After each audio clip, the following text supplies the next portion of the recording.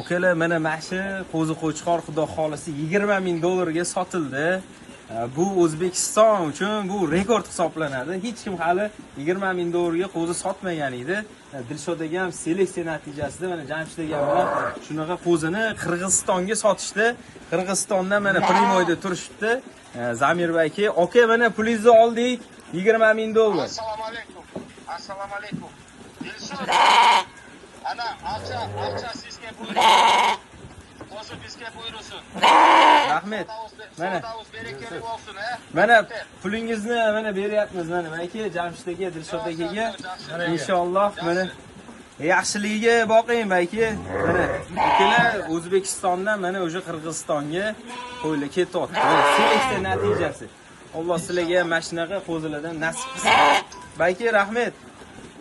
Umidimsiz inshaalloh. Ha, endi jo'natamiz qo'zini, keyingi haftaga jo'natamiz. Barakasini bersin, zo'r. Barakasini bersin, zo'r ekan. Mana jamoat shu yerda hamma. Assalomu alaykum. Assalomu alaykum. Zo'rlari ko'paysin. Rahmat. Barakasini